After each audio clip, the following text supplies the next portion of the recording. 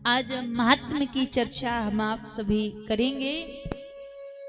श्रीमद् भागवत कथा के महत्व में प्रथम श्लोक में भगवान के स्वरूप का वर्णन बताया कि प्रभु का स्वरूप कैसा है। सच्चिदानंद रूपाय विश्वोत्पत्त्यादि हेतवे तापत्रय विनाशाय श्री कृष्णाय वयं नमः। महत्व के प्रथम श्लोक में भगवान का स्वरूप बताया कि ठाकुर जी का स्वरूप कैसा है। सच्चिदानंद रूपाय।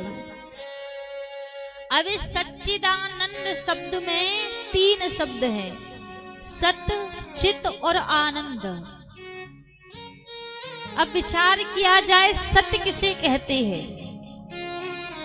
सत्य कहिए जो बिल से नाही, जिसका कभी अंत ना हो, ना इसका कभी जन्म हो और ना ही इसका कभी अंत हो, तो वो सत्य कहलाता है।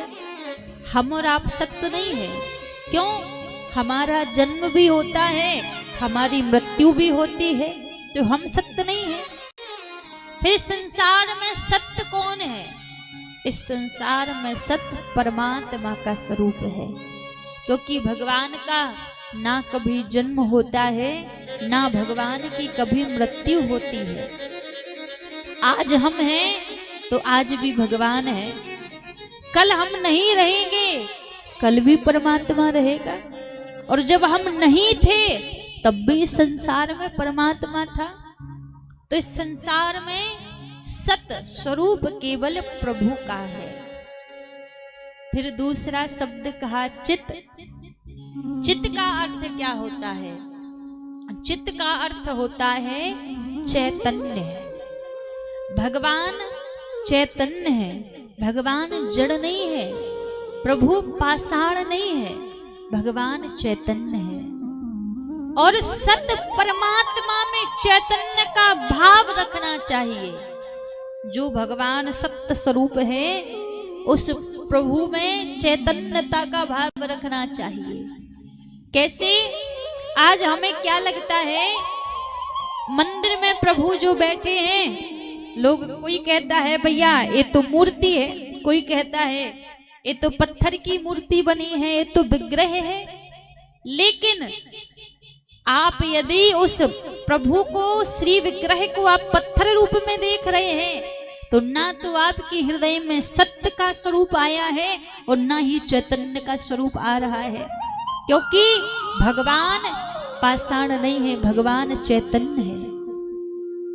लेकिन वो चैतन्यता से बोलते कब है, जागते कब है? जब आप हृदय में प्रेम को प्रकट करके प्रभु को पुकारते हैं, तो वो चैतन्यता से जाग पड़ते हैं, बोल पड़ते हैं प्रभु।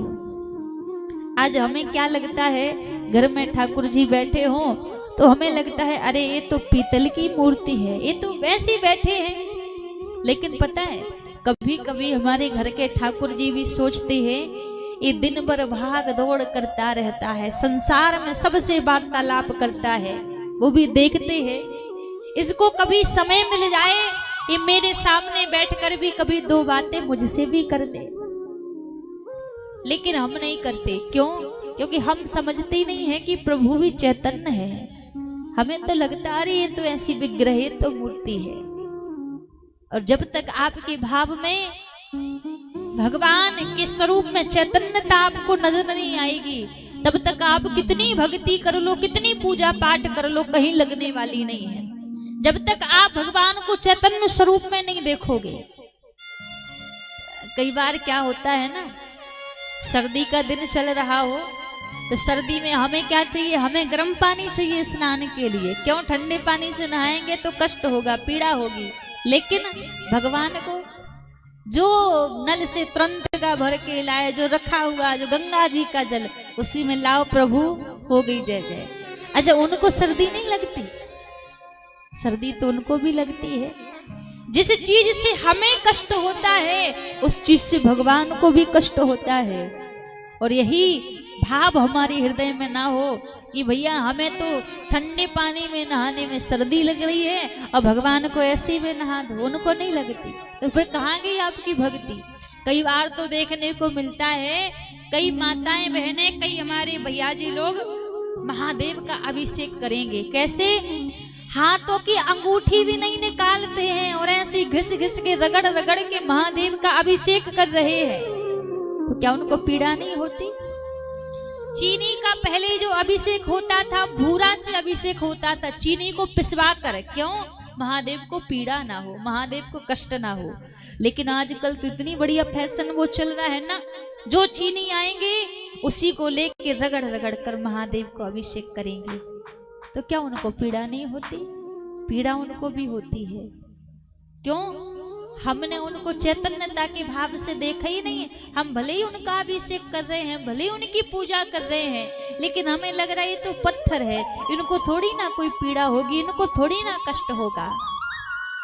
तो भगवान भी सोचते हैं जब तुम पत्थर ही मानते हो तो पत्थर से तुम जो मांगो तो तुम्हें क्या लगता है कि पत्थर कुछ देगा? पत्थर थोड़ी ना कुछ देगा। भगवान से मांगोगे, चैतन्य स्वरूप से मांगोगे तो प्रभु देंगे। तो भगवान भी कहते जब तुम दूर से राम राम हो तो हमारी भी दूर से राम राम है। भगवान को जिस चीज से हमें पीड़ा हो, जिस चीज से हमें कष्ट हो, वो चीज हमें भगवान के संग भी नहीं करनी चाहिए।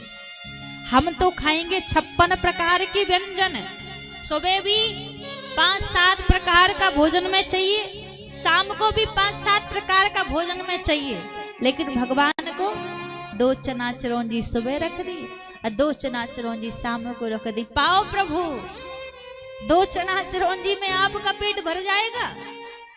हाँ, जब 2 चना चिरौंजी में हमारा पेट नहीं भरेगा तो उस परमात्मा का पेट कैसे भर जाएगा? जो चीज पाने में हमें प्रसन्नता मिलती है वो चीज अपने प्रभु को भी पवाओ, ठाकुर जी को भी पवाओ, वो चीज पाने में उनको भी प्रसन्नता मिलती है।